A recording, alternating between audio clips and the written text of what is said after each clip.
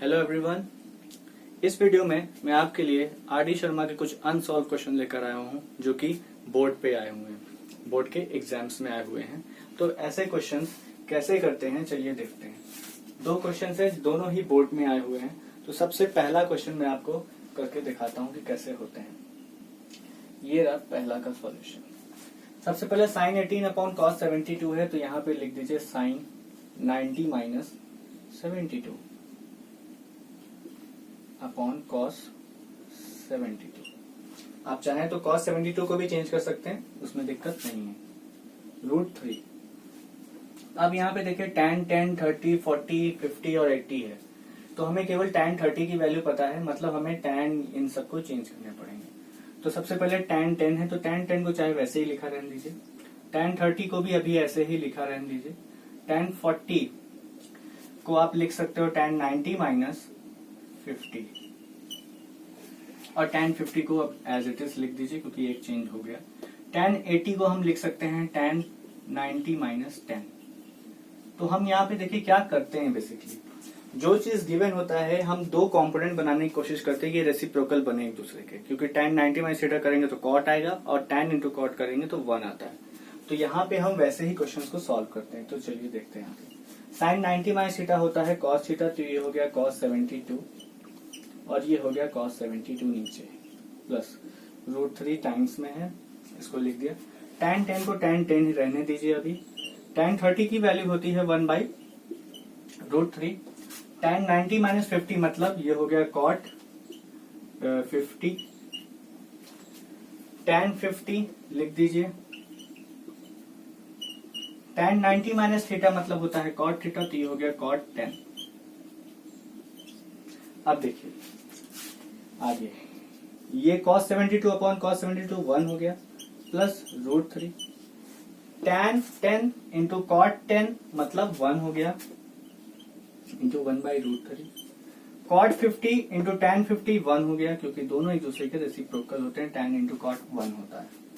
तो अब देखिए यहाँ पे 1 प्लस √3 इंटू 1/√3, या इसको ऐसे लिख लीजिए।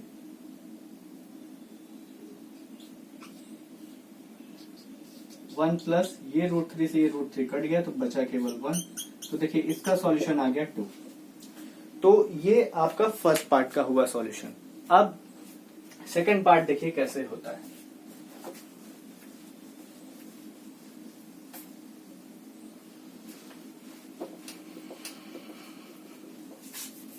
चलिए सेकंड पार्ट देखते हैं, सेकंड पार्ट कैसे हो रहा है। सेकेंड पार्ट में अगर ध्यान से देखें तो यहाँ पे 3 cos 55 है, 7 sin 35 है। तो जब हम देखते हैं कि बच्चों को बड़ी दिक्कत होती है अगर टाइम्स आगे लग जाता है या रूट के टर्म्स आते हैं, तो देखिए सेकंड वाले क्वेश्चन में क्या है, 3 cos 55 है, तो चाहे इसको चेंज कर दीजिए, तो ये हो जाएगा cos 90 माइनस 35 अपॉन 7 sin 35 को एज इट इज लिखा रहने दीजिए, माइनस 4 cos 70 है और cosec 20 है, दोनों में से किसी एक को चेंज करिए। तो cos 70 को एज इट इज लिखा रहने दीजिए, cosec को चेंज कर दीजिए। cosec यहाँ पे लिख दीजिए cosec 90 माइनस 70, 90 माइनस 70 20 होता है। अब यहाँ पे नीचे वाले टर्म पे थोड़ा ध्यान देना है, क्योंकि यहाँ पे tan 5 है, 25 है, 45 है, 65 है और 85 है। तो हमें केवल tan 45 की वैल्यू पता है, मतलब बचे हुए को हमें चेंज करना पड़ेगा। तो tan 5 को एज इट इज लिख लीजिए, tan 25 को भी एज इट इज। हम चाहें तो इसको भी चेंज कर सकते हैं, tan 45 को भी एज इट इज लिख लेते हैं। इन दोनों को चेंज करने जा रहे हैं। तो tan 65 को हम क्या लिख सकते हैं, tan 90 माइनस 25, और tan 85 को हम लिख सकते हैं tan 90 minus 5।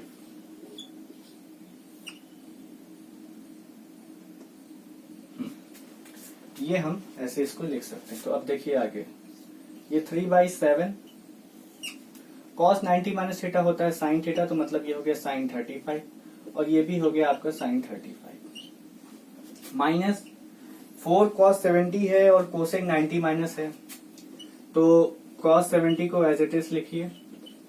cosec 90 minus theta क्या होता है, sec थीटा, तो यहाँ पे आ जाएगा sec 70 अपॉन अगला जो आपके पास आ रहा है वो कुछ ऐसा है tan 5 tan 25, इसको एज इट इज अभी लिख लीजिए tan 5 tan 25 tan 45 की वैल्यू 1 होती है।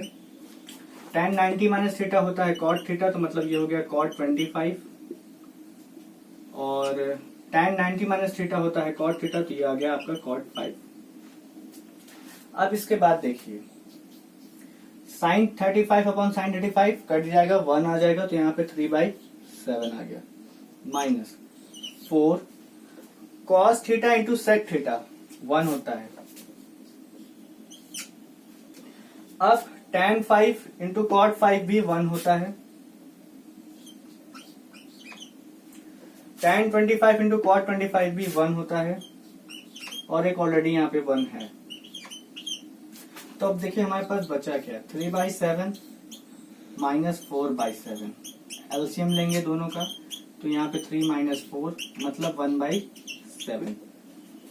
तो ये रहे आपके आर डी शर्मा के अनसॉल्व क्वेश्चन जो कि बोर्ड में आए थे, और देखिए कितने आसान तरीके से बोर्ड्स में आपको क्वेश्चन पूछे जाते हैं। तो अगर आपको ये वीडियो पसंद आई हो, आपके लिए यूजफुल हो, तो आप इसे लाइक शेयर और कमेंट जरूर करिएगा। Thank you.